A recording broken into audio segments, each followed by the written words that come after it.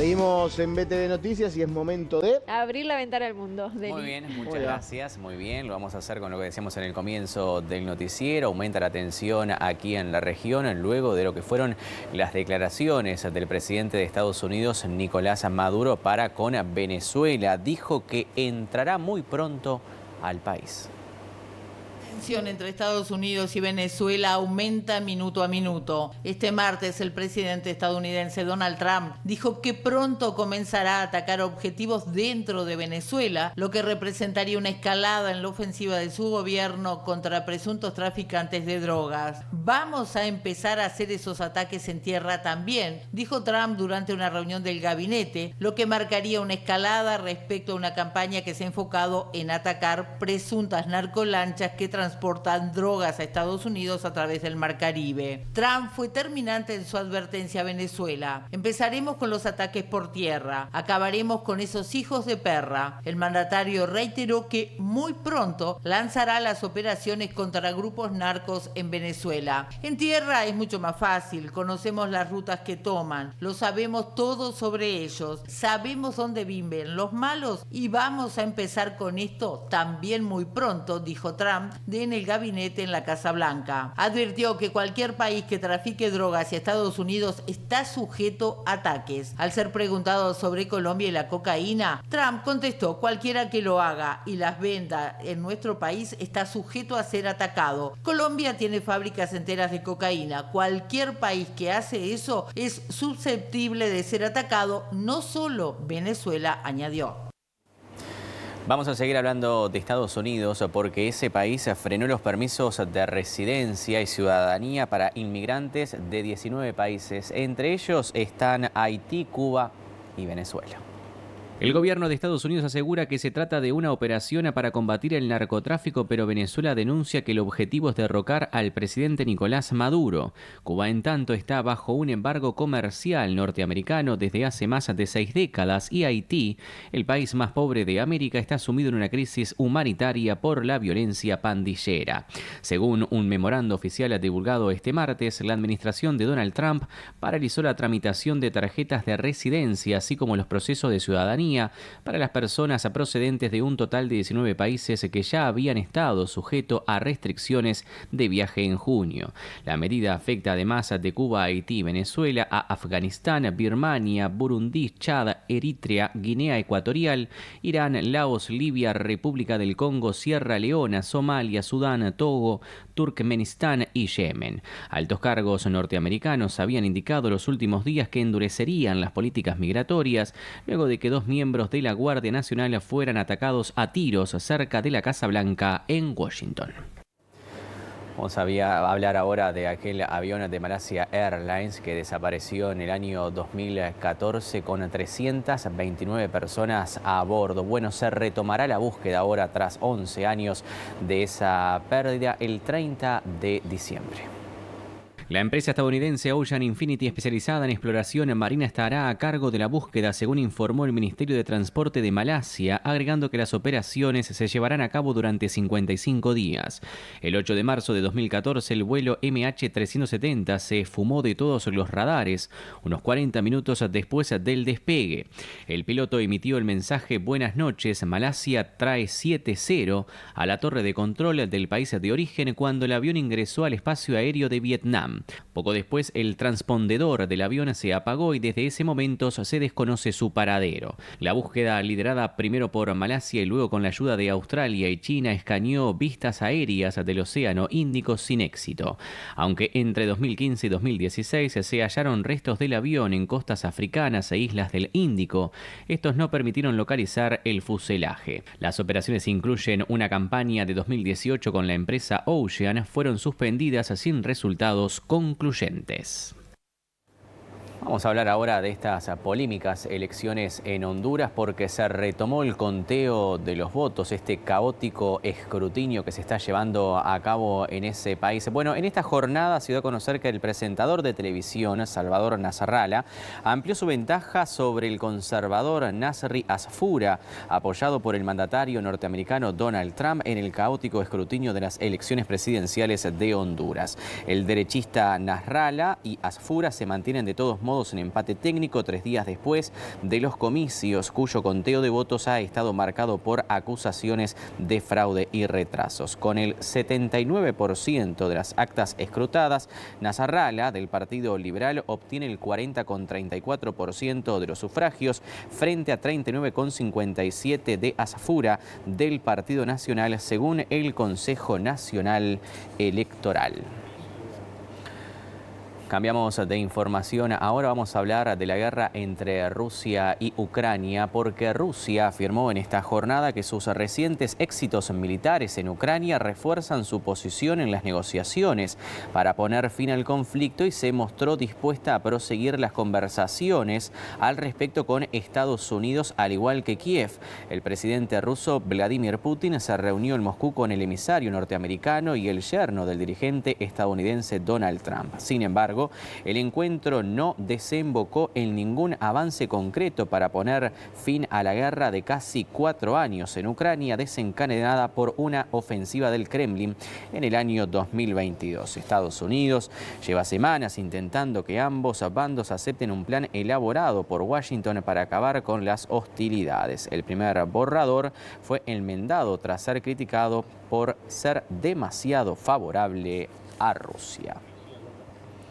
Cambiamos de información, vamos a hablar ahora del conflicto en el Medio Oriente entre Israel y en la Franja de Gaza, porque en esta jornada la oficina del primer ministro israelí Benjamín Netanyahu confirmó que el ejército israelí recibió del Comité Internacional de la Cruz Roja el ataúd con los restos de un nuevo supuesto rehén entregado por el grupo terrorista Hamás. Hamás había informado previamente del hallazgo de un nuevo cuerpo de uno de los 2 rehenes que quedan en Gaza, en el norte del enclave palestino, y que iba a entregarlo a Israel esta tarde como parte del acuerdo del alto el fuego. A la espera de que las autoridades israelíes confirmen la identidad del cuerpo entregado esta tarde, en Gaza quedaban los cadáveres de 2 secuestrados por milicianos palestinos durante los ataques del 7 de octubre de 2023. Si los restos entregados pertenecen a uno de los 2 rehenes, Israel deberá devolver a Gaza, tal y como estipula el acuerdo de alto el fuego, 15 cuerpos de palestinos. Bueno, hasta aquí el repaso de las noticias más destacadas a nivel internacional a esta hora. Gracias, Deli. A ustedes, que pasen bien. Hacemos una nueva pausa. Pausa y enseguida venimos con más.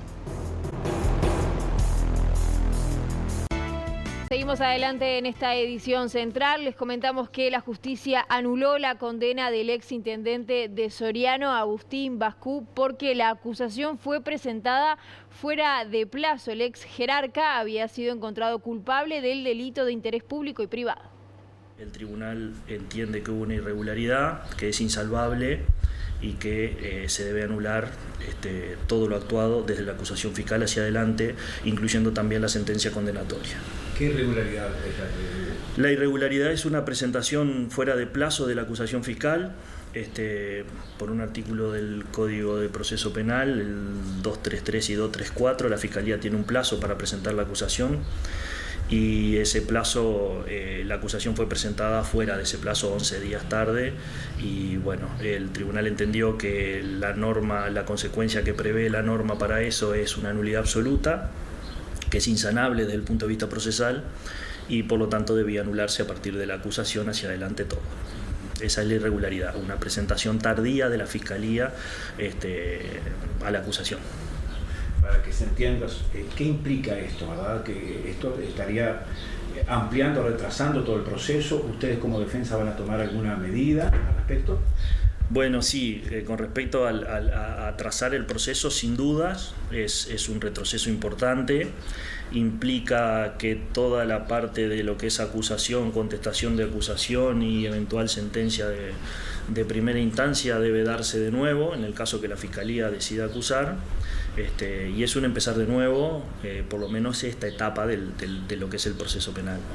Sí, implica un retraso. ¿Qué están valorando ustedes hacer? Nosotros ahora estamos valorando con el doctor Juan Fagundes, estamos valorando presentar un recurso de casación, porque si bien entendemos que es correcta la anulación, debería haberse dispuesto el sobreseimiento. Nosotros entendemos que al presentar el escrito de acusación, la Fiscalía ya agotó ese acto procesal y por lo tanto no puede tener de nuevo la oportunidad de presentarlo, más allá de que es violatorio de un principio de igualdad, porque la defensa esa chance si se presenta fuera de plazo no la tiene. Pero bueno, estamos evaluando eso, después no sabemos lo que estará evaluando la Fiscalía en este instante. Cambiamos de asunto. En el marco de una visita de Estado a Francia, el ministro de Economía, Gabriel Odone, mantuvo una reunión con autoridades de la OCDE. En el encuentro se habló de la posibilidad de un acercamiento de Uruguay al organismo multilateral, retomando una agenda que se entiende había quedado por el camino en la pasada administración. En el marco de la misión oficial en España y Francia, el ministro de Economía y Finanzas, Gabriel Odone, junto a otras autoridades del gobierno, mantuvieron una reunión con jerarcas de la Organización para la Cooperación y el Desarrollo Económico. Este encuentro se centró en la agenda bilateral, especialmente el interés de ambas partes en que Uruguay explore un acercamiento al organismo multilateral, según detalla el comunicado del Ministerio de Economía. Desde el gobierno señalan que el tratamiento en común de estos temas con la OCDE retoma la agenda que había quedado parcialmente interrumpida en el periodo 2020-2024. El Ministerio de Economía coordinará estos trabajos junto a Presidencia de la República, el Ministerio de Relaciones Exteriores y el Ministerio de Ambiente, en los que se identificarán aspectos en los cuales la OCDE puede definir un espacio de cooperación y mutua conveniencia y así definir un cronograma de trabajo más detallado para los próximos años, agrega el comunicado. También en Francia, integrantes del equipo económico encabezado por Odone participaron de un encuentro con empresarios e inversores para explorar e intercambiar sobre las distintas oportunidades de inversión y cooperación que ofrece Uruguay. La agenda del ministro de Economía continúa este miércoles, cuando se reunirá con el ministro encargado de Comercio Exterior y mantendrá más contactos con inversores y empresarios. En otros temas, el director ejecutivo de Ceres, Ignacio Munyo, afirmó que hay pocas señales de crecimiento en la economía para el próximo año. El economista remarcó que no hay inversiones concretas que se vayan a materializar en el 2026. Estamos hablando de una economía que se ha encarecido mucho, el valor del dólar ha caído y a nivel de competitividad el Uruguay lo deja comprometido con sus principales socios comerciales. En ese marco aparece una agenda de reformas postergada, de larga data en el Uruguay, conocida por todos, han pasado todos los partidos políticos al mando del gobierno y no han podido avanzar. Me estoy refiriendo a cambios regulatorios que permitan dar mayor facilidad, simplificación, reducir costos para las inversiones, para el funcionamiento operativo en el país, las tendencias y los resultados. Hay una preocupación por el avance del crimen organizado y el narcotráfico que está generando preocupación incluso en los tomadores de decisiones de inversión y en el clima de negocios. Todo ese marco pone una necesidad clara de implementar reformas estructurales que el país tiene por delante y que nos tiene atrapados en esta suerte de laberinto que damos vueltas y no podemos finalmente por nuestra cuenta salir. Creo que la buena noticia de los últimos días es que desde afuera están llegando oportunidades que Uruguay no puede desaprovechar. El ingreso al Acuerdo Transpacífico, que Uruguay ha recibido la invitación formal de ingresar, tiene que obviamente cumplir con determinados requisitos.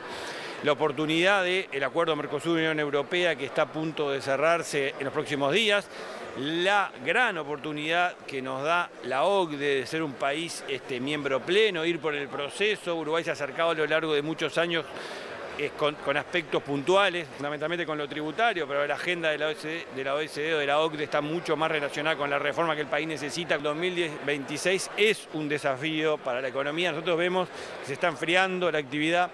Nuestros indicadores muestran que en el segundo semestre no hubo crecimiento en este año. Entonces, el año que viene va a haber que empezar a remar de cero y no encontramos un motor prendido con demasiada fuerza. Bueno, y atención a esto, volvió a bajar la inflación interanual. De acuerdo a los datos difundidos hoy por el Instituto Nacional de Estadística, la inflación interanual se ubica en el 4,09%, incluso por debajo del rango previsto por el Banco Central del Uruguay. En lo que va de este año, la inflación ha aumentado un 3,74%. Y de acuerdo a los datos brindados por el INE, el descenso en los precios se explica por la caída del precio de las verduras y la reducción del valor del dólar. Hacemos la pausa y el regreso de la misma llega Fiorella Rodríguez y el deporte a BTV Noticias. Ya venimos.